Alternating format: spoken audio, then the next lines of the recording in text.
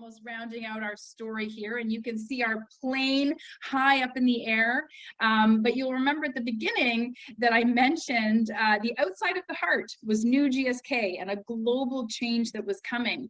So along our journey, we had the opportunity virtually. Our global CEO, Emma, visited us in Canada virtually. So did our Pharma global lead. He visited us as well. And we actually shared with them the culture changes that we were making. And they gave us feedback along our journey. You know what? Those changes, competitiveness, innovation, and agility, those are aligned with the new GSK and where we're going. So you're going to be in good shape.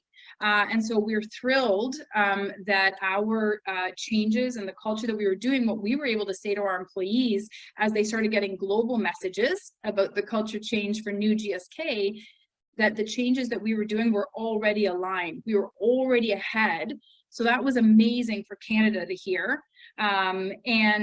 Again, yeah, just a real source of pride. Yay, Canada!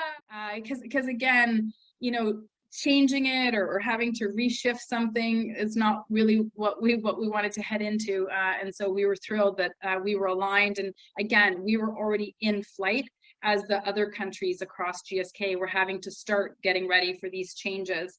The additional positive feedback before I hand it over to Jane is we had a global culture survey that ran.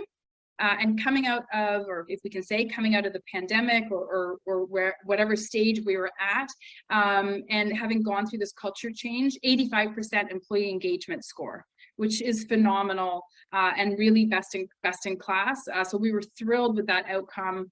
And again, that's not a perfect score. I don't think it's ever going to be, and culture change is ongoing. It's an ongoing journey. But let's hear from Jane, the one who kicked us off in terms of her reflections on this journey.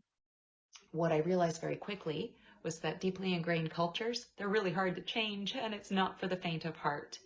So if I had to give advice to you as you embark on your own culture journeys, I have about 4 key points I would share.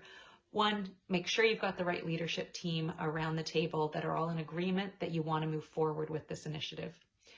2, clearly identify and communicate broadly what your North Star is. What are you trying to do? What are you going for, and why? 3, you need to hold each other accountable to lead through this change, even when it gets tough. And 4, this is one that I'm adding in there for myself, but you got to find your patience. I have 0, and I needed my colleagues to repeatedly remind me that Rome wasn't built in a day and that you needed to look for small wins. So what happened? When I started to look for those small wins, I found them. I saw people making decisions that they wouldn't have previously made. I saw people taking some risk, and I saw people both succeeding and failing. If we as a leadership team saw the right behaviors, however, we were quick to recognize and reward regardless of the outcome. And that piece is critical as well. So I guess that's 5 things I'd say as advice. Anyway, I wish you well. I'm excited to see where we go next. I think that culture should ever be evolving, just like our environment is evolving. We too need to keep up with that. And I wish you very well on your journey. Thanks so much.